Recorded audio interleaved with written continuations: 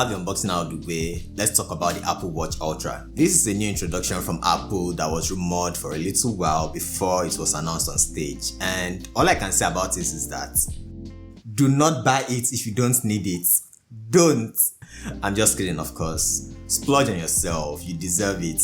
You've pretty much been working hard all year round and you deserve whatever it is you can afford. Just don't break a bank for it. Anyways, this watch comes in at $800, and in all honesty, those who anticipated it coming thought it was going to be around $1,000, so I would say I'm kind of relieved that it was not that expensive.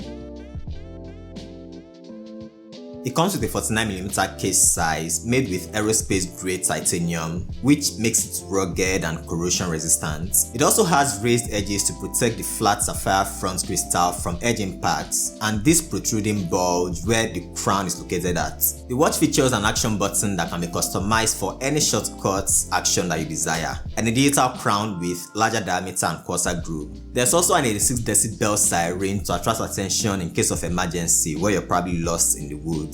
And it's audible enough from about 600 feet. The bulkiness of the watch also means they were able to fit a bigger battery in it that will last you as much as 36 hours, and honestly, it does live up to its expectations. I had the watch on for 3 consecutive days, tracking my sleep for 2 nights straight, and I was impressed by how well it held up. And finally, it has a display with up to 2000 nits of brightness, which makes it twice as bright as any other Apple Watch out there in the market. Besides the features I just mentioned, everything else is the same as the Apple Watch Series 8, down to the chipset used. So at the very core, it's pretty much just a beefier Series 8 in my opinion. I'm here to tell you that the Apple Watch Ultra is almost indestructible if you do not deliberately seek out to destroy it. And I'll tell you why. There's this YouTube channel called iUpdates that set out to destroy the Apple Watch, and the scenes from the video seemed like horror to me. I'll link the video below so you can check it out, but he basically did everything except hit the watch with a hammer, and regardless of what he threw at it, the watch just kept going. He was able to check the titanium case a bit, but the sapphire glass just kept on self-healing every time the screen was scratched. Like, you would see a scratch on the screen now, and within a few minutes, the scratch has healed. It's almost like Apple basically undersold the durability of the watch on stage, and honestly, I'm glad someone tested it out because I don't have that kind of coins for science, man. I've been wearing the Apple Watch Ultra for over 2 weeks now, and I've mistakenly hit the screen against multiple surfaces. And all that happens is that the case scrapes the surface. The screen never gets touched because of the protrusion of the case on the edge. Let's get the most obvious out of the way. We know the watch was made to target extreme or high endurance athletes, but I think there is another group of people Apple did not necessarily market the watch to that will really benefit from it.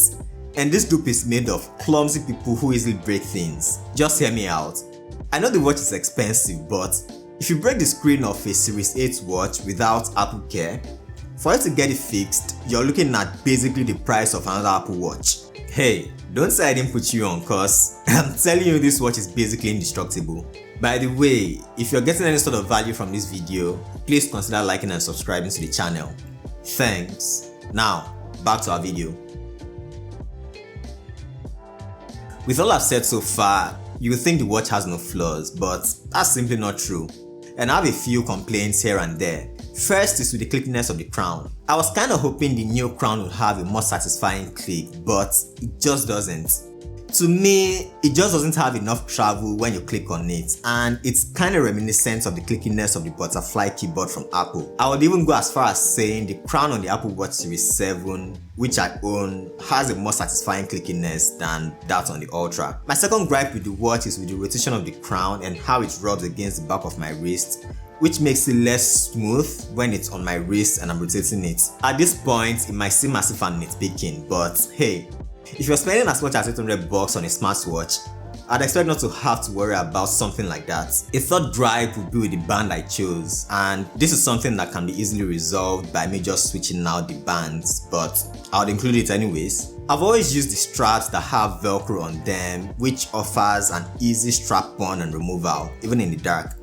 But the Alpine loop I went for this time around is not the easiest to put on or take off, especially in the dark. Lastly, I do not think the orange color would do well over time. It has already started showing signs of dirtiness, so if you're concerned about how the band will look over time, you might want to consider another band or color.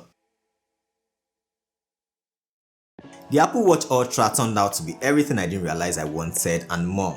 But I don't think it's for me, and I would say the same thing for most people. You really have to need the extra functionalities it offers to want to go for it, and unless you're an endurance athlete, I think you'll be just fine with the Apple Watch Series 8. Now, do I think you should upgrade to the Series 8? Well, that depends on how much of a generational leap you're making. I had the Series 4 for a good while, and I did not upgrade until the Series 7 came out, and one of the main reasons why I upgraded had to do with the always-on display that was not on the Series 4.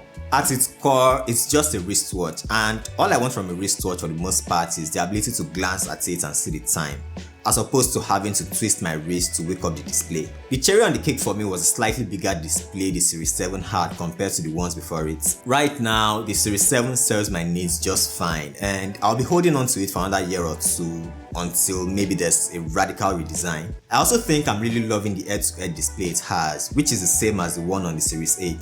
So that being said, if I were to recommend an upgrade, I would only recommend one if you're coming from the Series 5 or anything lower. Other than that, I would say just wait it out. You're not missing out on much. And that concludes our look at the Apple Watch Ultra. Please consider liking and subscribing. It really helps with the growth and discoverability of my channel. Thanks for tuning in, and I'll see you guys next time. Peace.